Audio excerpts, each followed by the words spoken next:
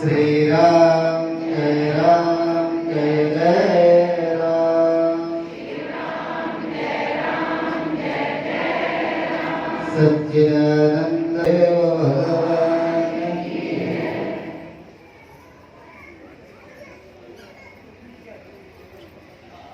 वेद भगवान ने जो कहा वाक्य दिया, वेद में बड़ी सुंदर विचार। यहाँ संसार में हम सब पैदा तो हुए, सामर्थ्य सबकी अलग। बहुत लोग हैं जो तीर्थ नहीं जा सकते, कुछ परिवार के लोग धार्मिक हैं, कुछ धर्म से ताल्लुक नहीं रखते। बहुत सारी विविधताओं के बीच ये जीवन हमारा संघर्ष में बीतता रहता है। एक आदमी का मन है हम मंदिर जाएं, गुरु बनाएं, गुरु चरणों में बैठे, सत्संग सुने। बाकी घर के लोगों को लगता है तुम कहाँ इस पाखंड में घूम रहे हो, क्या करोगे, समय बर्बाद करोगे। बहुत तरह और कई लोग ऐसा भी नहीं है, सब लोग श्रद्धा रखते हैं पर घर में दाम नहीं है ना। दामोदर बैठे रहे, दाम करें सब काम। घर में दामोदर बैठे हैं, काम तो दाम को करना है ना। पैसा ना होगा तो तीर्थ यात्रा कैसे होगी। तो वेद भगवान कहते हैं साधु नाम दर्शनम पुण्यम तीर्थ होता ही था। यदि जिसके पास ऐसी कोई असुविधा है और किसी के प्रारब्ध से, किसी के निमित्त मात्र, जैसे आज इस अखंड परमधाम नवनाथ में निमित्त मात्रम भव सब्यसाची, जैसे शरीर एक भवसागर से पार जाने का निमित्त है, साधन है, ऐसे ही पूज्य संत सुभाष शास्त्री जी माध्यम बने, निमित्त बने और आपको ऐसे सदगुरु का दर्शन जो समग्र तीर्थों को देंगे। जिसको मैं नहीं कहता, मैं शिष्य हूं इसलिए नहीं कहता, भगवान वेद का मुक्त कंठ से ये उद्घोष है कि साधु नाम दर्शनम पुण्यम तीर्थ भूताय साधवा। जिसको गुरुवाणी में गुरुजन कहते हैं, ब्रह्मज्ञानी आप परमेश्वर, ब्रह्मज्ञानी को ढूंढे महेश्वर। ब्रह्मज्ञानी ऊंचते ऊंचा, अपने मन में सबसे नीचा, अपने मन में सबसे छोटा है, नहीं उससे बड़ा ऊंचा और कुछ दुनिया में बचन। ब्रह्मज्ञानी आप परमेश्वर, और सारी भक्ति क्या है, परमेश्वर की प्राप्ति है ना।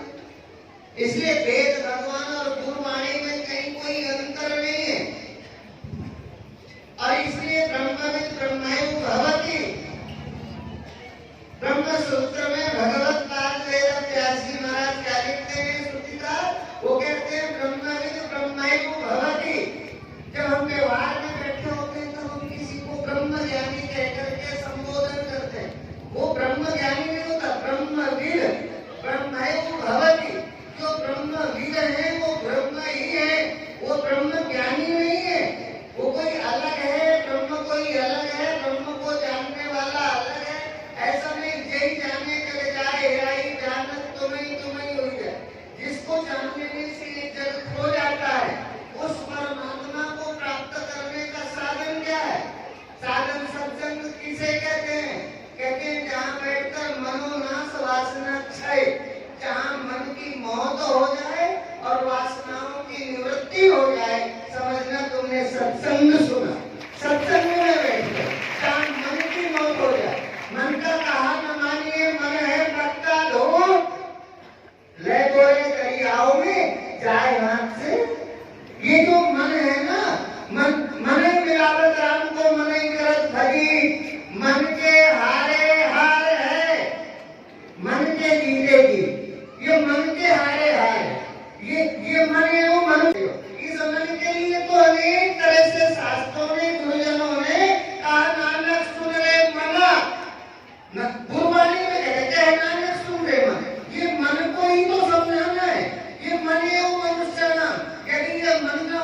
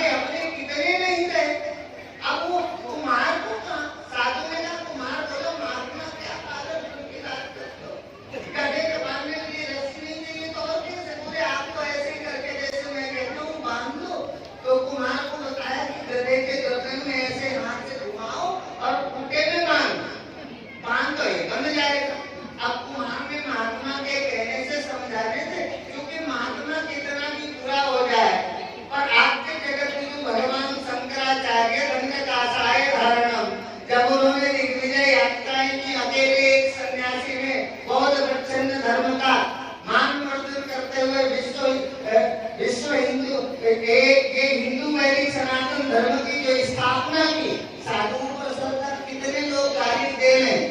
एक बार हमने गुरुदेव के प्रवचन में सुना कि जब तक ये दुनिया है तब तक गुरु की जरूरत पड़ेगी और तब तक हमारी सबका काम चलता ही रहेगा। जब तक दुनिया है तब तक गुरु की जरूरत पड़ेगी।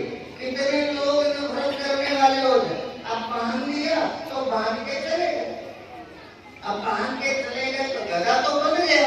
दूसरे दिन जब सुबह आया उसने सारे गधे रस्सी से छोड़ दिए, सारे गधे छूटे और चल पड़े काम में रोज की तरह चल पड़े। और देखा कि वो गधा वहीं हिल रहा है। सारे गधे गए तो वो हिल रहा है पर जा नहीं पाया तो उसे लगा बार बार डंडा मार के उसे भगाने की चेष्टा करे, पर वो इधर उधर तो भगे, गर्दन हिलाता रहे, जाए कहीं। अब कुमार ने सोचा अच्छा मैंने महात्मा की बात मान ली, मेरी गरीबी में एक गधा का काम करने वाला वो भी खराब हो गया, पता नहीं कौन सा जादू कर गया। अब इस महात्मा को मैं कहाँ ढूंढूं, तो परेशान था। महात्मा की फिरा है। महात्मा जी से कहा महात्मा जी तुमने तो मेरे गधे को पता नहीं क्या कर दिया, मुझ गरीब आदमी की रोजी रोटी है। बोले तो तुमने नहीं चल रहा ऐसा परेशान, तुमने उसे छोड़ा क्या? बोले नहीं, जब मैंने बांधा नहीं तो छोड़ू कैसे? तो बोले जैसे तुमने पहले बांधा था उसको ऐसे ही छोड़ दो। तो बोले मैंने बांधा ही नहीं। बोले नहीं बांधा, पर मैं कहता हूँ उसे छोड़ेगा तो चल पड़ेगा। महात्मा ने जब गुस्सा होके कहा जब तूने मेरे कहने से बांधा है तो मेरे कहने से इसे छोड़ दे। तो गया और वैसे ही छोड़ा और गधा चल पड़ा। ऐसे ही हम जो है उस गधे की तरह बंधे हुए हैं। हमें कोई ऐसा नहीं है कि किसी अलग को जो है नहीं, ऐसा कुछ भी सबसे गुरु पकड़ाते नहीं है। गुरु जब ऐसा कोई शब्द आपको नहीं देंगे तो तुम्हारे पास नहीं, जो तुम्हारे पास अपना तुम्हारा जो सत्य है उसी सत्य से केवल परिचय करा देंगे। ये परिचय सम्मेलन है और ये परिचय मैं आत्मा हूँ, मैं ब्रह्म हूँ, मैं अजन्मा हूँ, अविनाशी हूँ, अव्यय हूँ। ये अव्यय और अविनाशी का परिचय सदगुरु की वाणी से यदि हो गया तो ये काल के माथे पग धरो सदगुरु के उपदेश, ये संसार छोटा लगने लग जाएगा। कई दफा हमको अन्याय और अत्याचार करने वाले लोग सफल दिखते हैं, अन्याय और अत्याचार वाले लोग सफल नहीं है। कहते अन्यायोपार्जितम वित्तम 10 वर्षाणि तिष्ठति, केवल 10 वर्ष तक वो अन्याय से प्राप्त धन 10 वर्ष तक तो बड़ा आदमी दिखता है, फिर इसके बाद वो ब्याज सहित लेकर के मूलधन ब्याज सहित वापस हो जाता है। ऐसे ही एक व्यक्ति था, भगवान का भक्त था, भक्ति में रहता था, उसे गरीबी नहीं सताती थी। भगवान के भक्तों को गरीबी कम लगती है, सुदामा को भी कहीं गरीबी नहीं लगी। अर्थात जो भगवान के भक्त होते हैं उन्हें संसार के पदार्थों का ज्यादा अभाव नहीं लगता, नहीं लगा, आराम से रह रहे थे। पर एक दिन उस भक्त का मंदिर से वापस आना हुआ, बिजली चमकी, पानी बरसने लगा, पानी के प्रवाह में कील कंटक बह रहे थे, उसके पैर में लग गए और पैर में लग गए और उसी बिजली की चमक के साथ जल में प्रवाहित होती एक स्वर्ण की मोहर, बड़ी मोहर मिल गई। अब वो दारू पीने वाला, भगवान को गाली देने वाला, भगवान को इनकार करने वाला, न मानने वाला, जो भगवान को उसने दिखाया, बोले देखो तुझे भक्ति में क्या मिला, तूने पूरे जीवन भक्ति की, तुझे कष्ट मिला। मैं तो रोज भगवान को गालियां देता हूँ, रोज मदिरा पीता हूँ, रोज मांस खाता हूँ, पर मेरे को तो स्वर्ण की मोहर मिली। अब उसे पहले कष्ट नहीं था, और जब उसके द्वारा इस तरह से कहा गया तो उसके शब्दों का अपमान उससे सहा नहीं गया। उसने सोचा मैं भगवान से ये तो जानूं हम भक्तों के लिए ऐसा क्यों होता है। तब पूछा कि तुम्हारे साथ, तब वो बैठ गए। बहुत दिनों बाद जब मरने का नंबर आ गया, जल्दी भगवान नहीं मिलते, जब अंतिम श्वासों में संघर्ष कर रहा था तब मां भगवती ने कहा भूत भावन भगवान शंकर से, ये तुम्हारा भक्त मरने वाला है और तुम ऐसे पिए बैठे हो भांग, तुम जाओ देखो। अब भूत भावन भगवान शंकर की दृष्टि तो सब पर है, पर मां वात्सल्यमयी होती है, मां के हृदय में करुणा ये भक्त मर जाएगा, बाबा तो चुपचाप आराम से बैठे। तो भेजा, और तब भगवान शंकर आए। भगवान शंकर ने कहा तुझे जो दुनिया का सुख चाहिए सब कुछ मांगे, सारी दुनिया का ऐश्वर्य जो किसी को आज तक नहीं मिला, ऐसा ऐश्वर्य भी मैं आपको दूंगा। तब भक्त ने कहा मैंने पूरे जिंदगी नहीं मांगा और अभी भी मैंने मांगने के लिए तब नहीं किया। मैं तो ये जानना चाहता हूँ कि एक अत्याचारी, अन्यायी, व्यभिचारी, दुरात्मा व्यक्ति को स्वर्ण की मोहर मिली, मैंने सारी जिंदगी आपका भजन किया और मुझे ये दुख, ये कष्ट क्यों मिला? मेरे ही कांटा क्यों लगा, उस शराबी के क्यों नहीं लगा? तब भगवान ने बहुत तरह से समझाया और उस भक्त के समझ नहीं आया। उसने कहा मैं तो केवल जानने के लिए, मुझे चाहिए कुछ नहीं।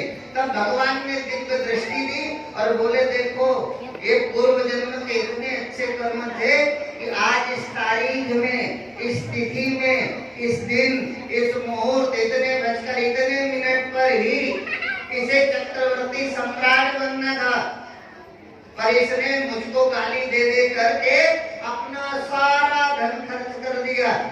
पर वो समय नजदीक आ गया, वो मुहूर्त आ गया, वो टाइम आ गया और इसके हिस्से में बचा हुआ जो स्वर्ण का मोहर था, मैं रख नहीं सकता किसी के कर्म का फल, वो उसका फल उसको दे दिया। उसके हिस्से में इतना ही बचा था, तुझे तो आज मरना था, पर तेरे पुण्य कर्मों ने मृत्यु की इस दुर्घटना को एक कांटे से टाल दिया। मरना था, आज तुझे मरना था, तुझे जीवन मिल गया और इसे सम्राट होना था। ये एक मोहर पाके कल भिखारी हो जाएगा।